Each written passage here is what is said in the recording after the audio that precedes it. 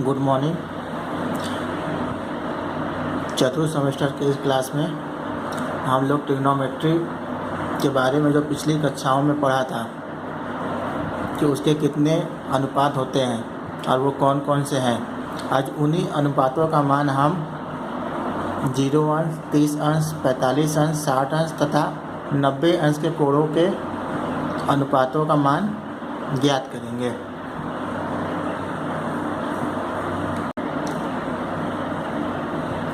सर्वप्रथम हम जो ट्रिग्नोमेट्री के 6 अनुपात होते हैं उनका मान हम 0 अंश पर निकालेंगे। इसके लिए हम देखेंगे कि सबसे पहले हमारे पास एक समकोण त्रिभुज है ABC, जिसका कोण B 90 अंश का है, यानी कि समकोण, और जो कोण C है वो हमारा थीटा है। इसके लिए हम देखते हैं कि जैसे जैसे हमारा कोण थीटा छोटा होता जाता है वैसे वैसे हमारी जो भुजा AB है वह भी छोटी होती जाएगी और अंत में एक समय ऐसा आएगा जब हमारा थीटा जो है वो 0 हो जाएगा। और जब थीटा हमारा 0 होगा तो जो हमारा शीर्ष A और शीर्ष B है वो कोइंसाइड कर जाएंगे, यानी कि A और B हमारे संपाती हो जाएंगे। अर्थात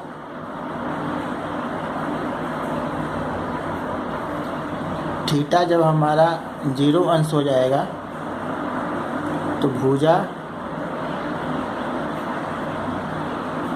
AB की लंबाई 0 हो जाएगी तथा भुजा AC और भुजा BC की जो लंबाई होगी वो बराबर हो जाएगी।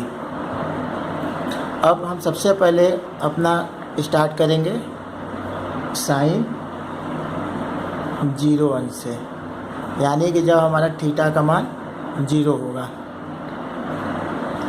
जैसा कि पहले ही आपको बताया जा चुका है कि जो हमारा समकोण होगा उसके सामने की भुजा जो होगी वो कर्ण कहलाएगी, यानी कि AC जो हमारा होगा वो कर्ण होगा, जो थीटा है उसके सामने की भुजा AB हमारा लंब कहलाएगा, और जो हमारी तीसरी भुजा बचती है BC वो हमारा आधार कहलाएगी।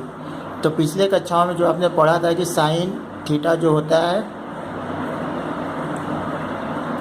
लंब बटे कर्ण, और जैसा कि हम यहाँ पे देख रहे हैं कि लंब हमारा है AB और AB भुजा हमारा क्या है 0, जब थीटा का मान 0 अंश होता है।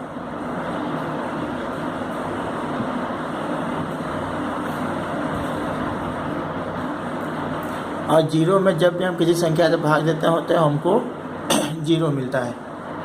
तो इस प्रकार हम देखते हैं कि साइन 0 अंश का मान 0 आता है।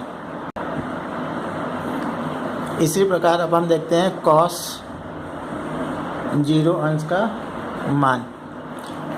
कॉस थीटा जो होता है वो हमने पिछले कक्षा में पढ़ा था आधार बटे कर्ण। तो आधार जो हमारा है वो है BC और कर्ण जो हमारा है वो AC। और चूंकि यहाँ पे हम देख रहे हैं कि हमारा जो AC और BC है वो इक्वल है,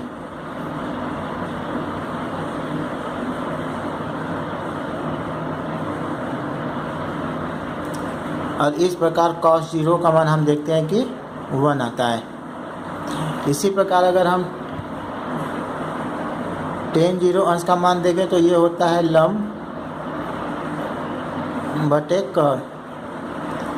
पहले ही आपको बता दिया है कि लंब का मान हमारा 0 है और कर्ण है हमारा AC, और इस प्रकार tan 0 का मान भी आता है 0। अब हम देखते हैं cot 0 अंश। पिछले कक्षाओं में बताया गया था कि जो कॉट होता है वो tan का अपोजिट होता है,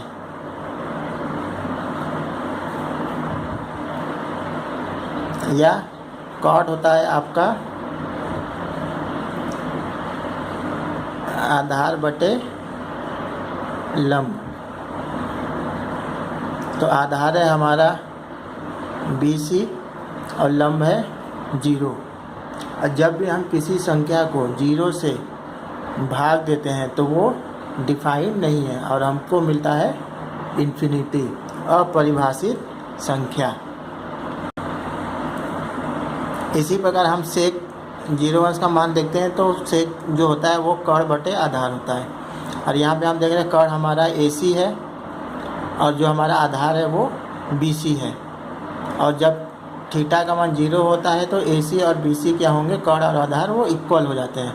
तो इस प्रकार ये कट के 1 आ जाएगा। तो सेक 0 का मान 1। इसी प्रकार अगर हम कोसेक को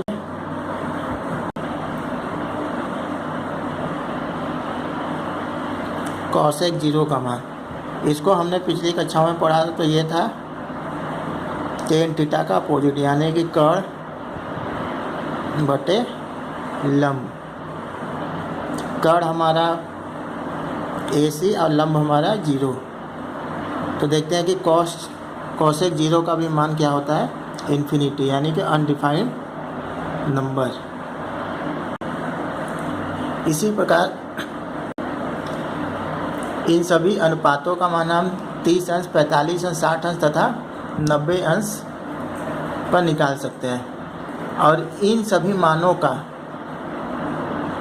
जो मान आएगा उनको हमको याद करने के लिए हम एक सारणी बनाते हैं और उस सारणी को हम याद करके आसानी से अपने अभ्यास प्रश्नों को हल कर सकते हैं। तो आइए देखते हैं कि उस सारणी को हम किस तरह आसानी से बना सकते हैं और उसको हम आसानी से याद कर सकते हैं।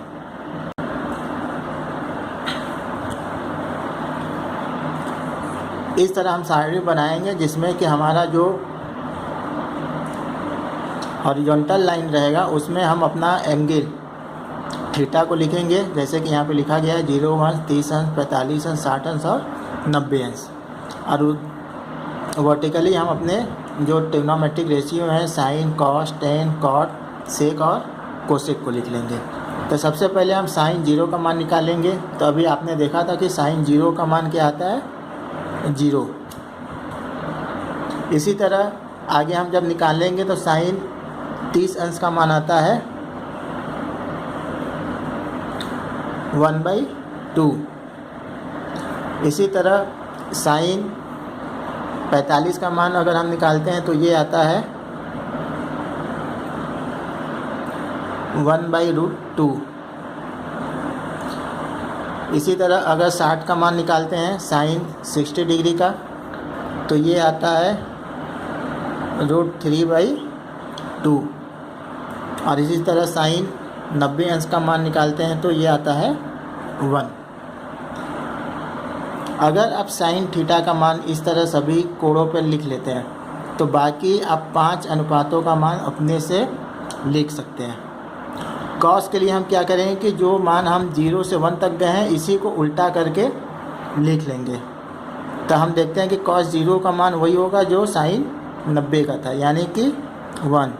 इसके बाद हम लिख लेंगे √3/2, फिर लिख लेंगे 1/√2, 1/2 और लास्ट में 0। तो इस प्रकार जो साइन का मान हमको मिला था उसी को अगर हम उल्टा करके अपोजिट करके लिख लें तो हमको कॉस का मान मिल जाता है। अब आते हैं हम टेन का मान। टेन को मान को लिखने के लिए हम पीछे एक फार्मूला पढ़े थे जो होता है tan theta is equal to sine theta by cos theta, यानी कि जो टेन होता है वो साइन और कॉस का अनुपात होता है। तो जब हमें साइन और कॉस मिल गया तो इनका अनुपात लेंगे तो हमको टेन मिल जाएगा। तो जब 0 और 1 का अनुपात हम लेंगे तो ये 0 आएगा।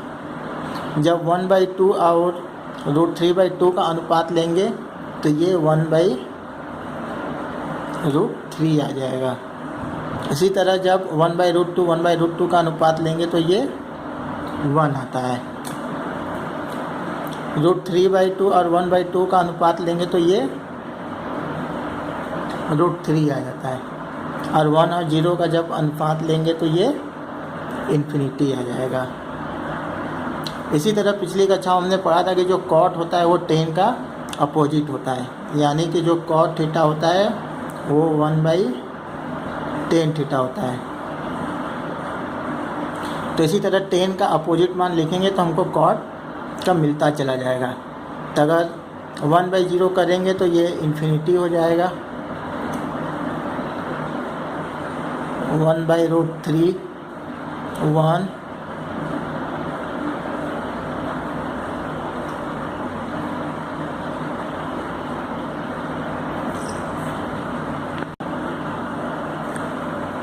सॉरी 1/√3 का √3 1, cos 60 का हो जाएगा 1/√3 और लास्ट में 0। उसी तरह सेक जो होता है वो cos का अपोजिट होता है, तो cos का अपोजिट मान लिखेंगे तो हमको सेक मिलता चला जाएगा। 1 का अपोजिट 1, ये हो जाएगा 2/√3, यहाँ से लेंगे तो ये √2 2 और इन्फिनिटी। उसी तरह जो कोसेक होता है वो साइन का अपोजिट होता है, तो ये आ जाएगा इन्फिनिटी। फिर 1/2 का अपोजिट 2, 1/√2 का 2,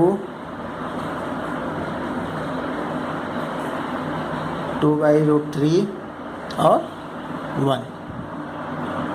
इस प्रकार हम इस सारणी को बना सकते हैं और आसानी से इसको हम याद रख सकते हैं। अब इन्हीं सारणी के आधार पर, इन्हीं मानों के आधार पर हम आगे का अभ्यास प्रश्नों को हल करेंगे, जिनको कि हम अगले क्लास में देखेंगे।